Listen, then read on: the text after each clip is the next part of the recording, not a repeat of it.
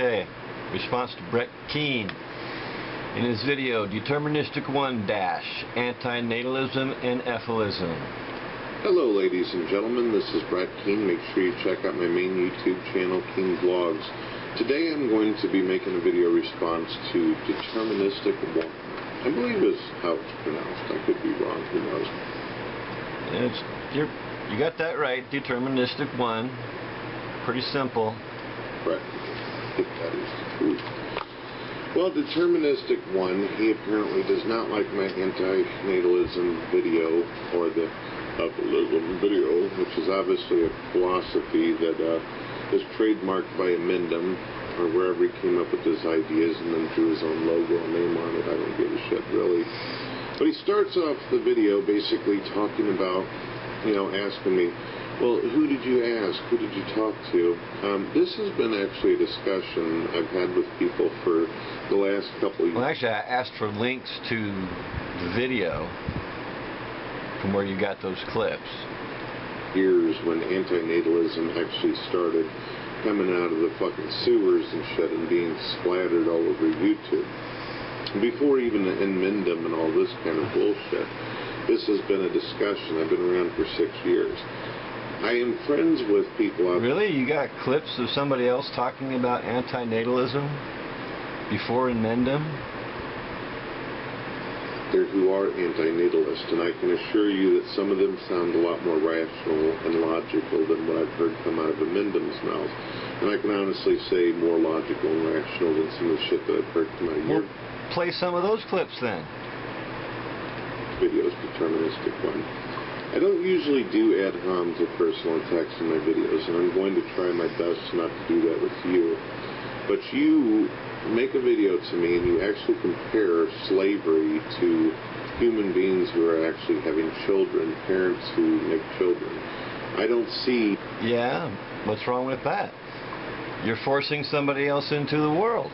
You're forcing them to do something they may not want to do. It's a perfectly legitimate comparison. Matter of fact, back in the early days of this country, they would have kids just so they could work on the farm. Children as slaves or property. Most parents, I would think, any parents that actually planned on having children, they usually have the children because they do it out of love. They do it out of kindness. They do it because they want to be able to bring another life into the world and give this life the best that they have. And when the best isn't good enough, what then? The life that is created is not just the life that you see in front of you. You know that whenever you created your son, you created a part of yourself. Your wife created a... Yeah, I wanted to show off how good my genes were. It was not a rational choice. Part of herself, if it's in the same marriage. And you know that that is a part of you, but of course, as this individual develops and grows older, they become their own individual in the process. Wouldn't it be lovely if we could all just sit there and a woman can feel on her tummy and say, do you want to be born or not? Do you not want to be born? And I know you're going to sit there and say that love is bullshit. Well, it's too late by that time. Well, it's not too late, but you're going to ask a fetus if they want to be born? Yeah, love is worthless. Love is underrated. Life is futile. It's overrated, not underrated. But yeah, life is futile. We're brought into the world. We satisfy needs that don't need to exist in order to stay alive, and then we die. It's futile. Yet here you are existing, aren't you? Let's take a listen to one of your clips. Let's go. Here I am existing. That is the tu quoque fallacy, or the appeal to hypocrisy. It's a logical fallacy that attempts to discredit the opponent's position by asserting the opponent's failure to act consistently in accordance with that position. Okay, so when I say life sucks, yeah, to be consistent, I guess I would have to kill myself. But that's a logical fallacy to say that I must kill myself. I can say life sucks and continue living. take a listen to what you got here, what you say about what you would do if you had this weapon of mass destruction. To come up with a doomsday device that could wipe out everything quickly, and I mean very quickly, like a millisecond, and painlessly. Yeah, I could be 100% sure that it's going to work. I would say go for it. But so, and again, this is not addressing the argument of antinatalism and Efilism. This is just one clip out of 2,000. I mean, is this an Emendum video? Is it one of his other channels? Where'd you get this? Yes, Emendum has made very, very many videos, Mr. DeterministicOne. He's made several videos where he's actually... There's no need for the mister, okay? Sat there and advocated genocide. This would not be the first time, and it definitely won't be the last time. No, genocide is not...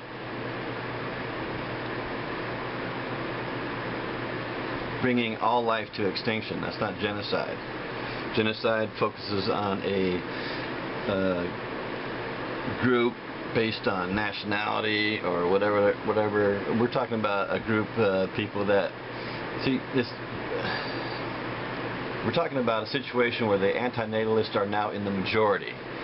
Okay, that's a completely different ball game from what we got now. And if antinatalists have the majority, that means most people have figured out that this is futile, and the imposition of suffering needs to stop. You see, whenever he has his little bipolar manic depressive ups and downs and shit, one minute he cares about suffering, and the next minute he wants to cause suffering. No, he doesn't want to cause suffering. He wants to end suffering. Ever seen the way the imposition of suffering?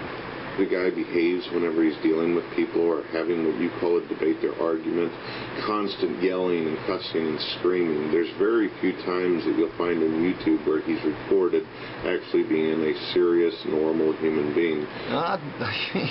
You're going to have to prove that statement. There's quite a few where he's calm. His very first one about antinatalism was calm. You know, no attacks. The attacks start when you guys start saying stupid shit. The only time he did so was in the Magic Sandwich Show, and as well as with a... the only time? What was that guy's name? No, that's wrong. It's not the only time. See, that's why he gets upset, because you guys say stupid shit. Levine or some shit. Professor Levine. I don't know. It's been a long time. I don't watch that particular individual because he kind of bores the piss out of me. But the point is that me and you, we've had a common spat back and forth. You admit that you have already fathered a child. You already admit that you have a wife, that you've married, that you've actually participated in bringing life into this world. And your only excuse is, well, I wasn't into this in my youth. Not only was I not into it, I didn't even know about it. Never heard of the term antinatalism. Okay? I had the natalism bias. That's all I had. I had the child, got the marriage, got into the whole thing, and then I decided afterwards that I wish I wouldn't have had a son. I wish I wouldn't have brought, you know, this situation onto my wife and all this kind of stuff. Well, how fucking convenient is that? How fucking convenient is that? How is that convenient? It's inconvenient. I've caused inconvenience. Jesus. You spend all these years telling someone that you love them and making all these fucking promises, and you bring a life into the world, and now you decided because the world isn't the way you expect it to be, the world isn't the way you perceive it. Now, the world isn't how I perceive it? You're just not making sense anymore. Well, you never make sense, really, lately. You simply don't want these lives to exist. Well, I don't want them to suffer. That's why I don't want them to exist, because they're going to suffer. They're going to grow old and die, especially my son. I'm responsible for all the suffering he's going to go through. Okay, maybe he'll get lucky and just drop dead of a cardiac arrest, like my wife almost did. So... You see, And that's exactly what you're saying. I know that you've claimed in your videos, no, that's not what antinatalism is about, but that's what you're about. That's what you and Amendum are about. You just fucking said in your video that if you could push the little red button and clear out every human being on the planet, including your son, your wife, my kids, everybody's children, people who might actually be enjoying their life, because in your little narrow-ass perspective... In my little narrow-ass perspective that... again, it's not just humans, it's every sentient creature, and I've made a video about the red button. The reason I would push the red button is because, I mean, I have this button that will end the game of life. It will end suffering. If I don't push the button, all the suffering that's going to come after that, by action of not pushing the button, all that suffering will be on me. I'll be responsible. You see? Okay? That's why I'd push the button. And it's, for me, it's a hypothetical, because I don't trust a man-made button. I think a man-made button, you know, Murphy's Law. Anything that can go wrong will go wrong. If it's a man-made button, it will probably cause more suffering. So, anyhow. You don't like the way shit is in your life, and you don't like your narrow fucking... It's not just my life. I mean, my life is just one small part of the puzzle. Okay? There's other people suffering right now, suffering horribly. There's somebody dying every second of every day. And for every person that's dying, there's people that love that person that are suffering too.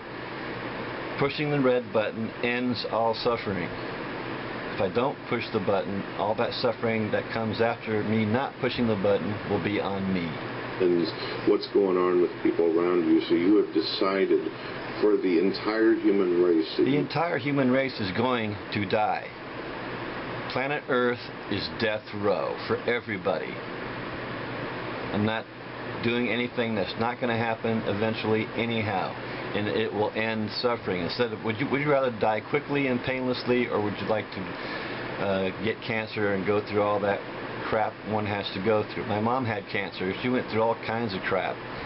Okay? I witnessed it. It wasn't pleasant. And then she ended up dying of pneumonia because she couldn't fight off the pneumonia because of all her body was so weak from all the cancer and cancer treatment. If I could have ended that, you know, ended her life quickly and painlessly, I would have. You want it all gone. You want it annihilated, eradicated, destroyed, the extinction of fucking humanity. All sentient life. Not just humanity. Of course, just ending humanity would end a whole lot of suffering, because we're imposing suffering on animals too. So that would be a plus in itself, but no. The red button gets rid of all sentient life, ends all suffering. You said it yourself. And why? Why? Look in the fucking mirror, man. Let's see what else you got. Yeah, I look in the mirror and I see a biological machine brought into this world through the combination of a sperm and an ovum. Everything I am is cause and effect. I had nothing to do with who I am. It's all circumstances. If I was in your circumstances, I might be thinking like you. If we were swapped at birth, maybe I would be advocating what you're advocating, and you'd be advocating what I'm advocating. Who knows? We're biological machines. Everything we are has to do with the circumstances we were put into by someone else's decision.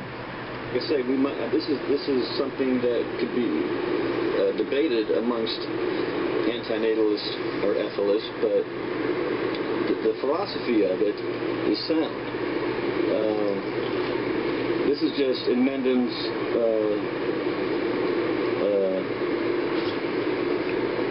thoughts on how we can end the game. This is how Amendum wants to end the game. So life is a big game. It's like a video game where... No, it's not like a video game. It's real, okay? You're going to, you know... I mean, game's kind of a metaphor, but let's look at the definition of a game. A competitive activity involving skill, chance, or endurance on the part of two or more persons who play according to a set of rules. So yeah, I think it's a pretty good metaphor for life. And then it says, usually for their own amusement or for that of spectators. Yeah, I mean, we have kids essentially for our own amusement. So yeah, it's a perfectly good metaphor. The little character bounces around on the screen and shit. Now see, video game, yeah, that's make-believe. Life is real. There's real suffering going on, and the suffering is happening because people force other people onto the game board. And the only way to get off the game board is to die. Right. Let me guess, you're also going to go with the rat in the maze shit, the... Yeah, pretty much. Universe fucking sucks, and it's ugly, and it's a scary cold place. Okay. And you disagree? Okay. So, to you, this is nothing but a fucking game. This is nothing but a game to amend them, and you agree with this. You see this as a debate or argument. The game is that you want to end the human race. If you think that... And your game is you're going to impose other humans onto the game board, whether they want to or not. You don't give a shit. You're just going to procreate because you want to, for your amusement. The world sucks so bad, I'm going to repeat this again. And if your little narrow lens doesn't seem to focus in that there are people who actually enjoy their life and they don't see life as a game, they don't see when they're with their families and they're loving their friends and all this kind of stuff and they're having these fucking get-togethers where they're enjoying each other's company, if this to you is futile... That's all that life is to you, right? Is people having fun? Really? There's nobody suffering right now. People aren't dying right now. Animals aren't dying and suffering right now. And the world is shit, and it's nothing but a fucked up game to you, then why don't you end the game for yourself? Why do you feel that you need to drag everybody into your little pit of sorrow and shit? I mean, seriously. I don't want to drag anybody into sorrow and shit. I want to end their suffering. I want to end the imposition of suffering. It's really that fucking terrible.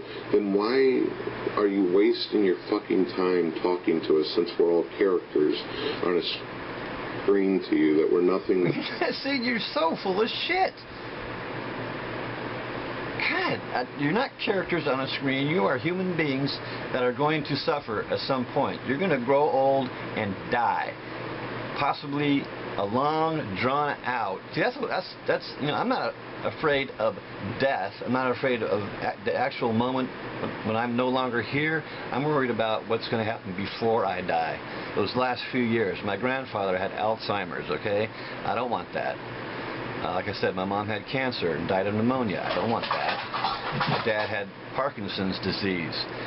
I don't want that. Okay? And I wish I hadn't imposed something like that on my son, which, since he's got half my genes, all that shit could happen to him too. Fuck. Little fucking pieces of your imagination that just need to be deleted.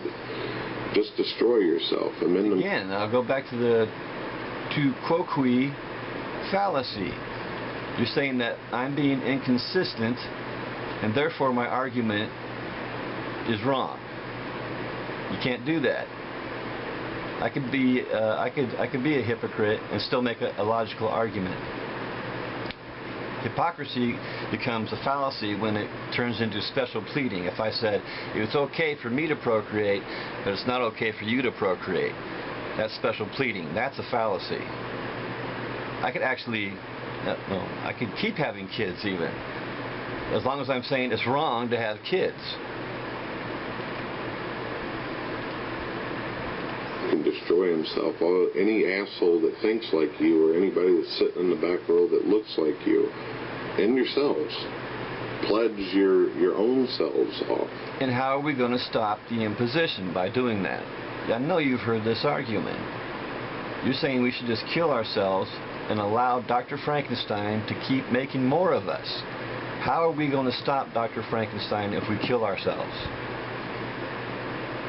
Plus, I do have a family. Do you think they would appreciate me killing myself? No, I have a sister-in-law that killed herself, and nobody was happy about it. Okay, we all suffered because she killed herself. Don't sit here and fucking make the choice for everybody or start talking about forcing and pushing your ideas. You sound no better than the fucking KKK or Nazis or assholes who push their shit at church. You fucking disappoint me. Well, you disappoint me. We're making an argument, and it's logical that you are forcing people onto the game board and you haven't got their consent. You're rolling the dice with somebody else's welfare. You're drawing straws for somebody else. Would you want somebody else to draw a straw for you that would put you at risk? Would you? I want to hear you say that. I want to hear you say you would want somebody else to draw a straw for you that would put you at risk of harm, which is redundant. Risk means putting oneself in a chance of harm. I want to hear you say that. Well, I tried to keep the personal attacks and ad homs out of it, but you did say you wanted to kill me, my family, and everybody. No, I didn't say I want to kill you and your family. I want to get rid of all sentient life, because sentient life means suffering. There's no suffering on Mars because there's no sentient life. I want to end suffering for every sentient being. I don't want to just kill you and your family. I never said I want to kill you and your family. I want to end suffering. For known. Peace, ladies and gentlemen. You've been listening to Brett Keane. Make sure you check out my main YouTube channel, Keane Blogs. Yeah, whatever.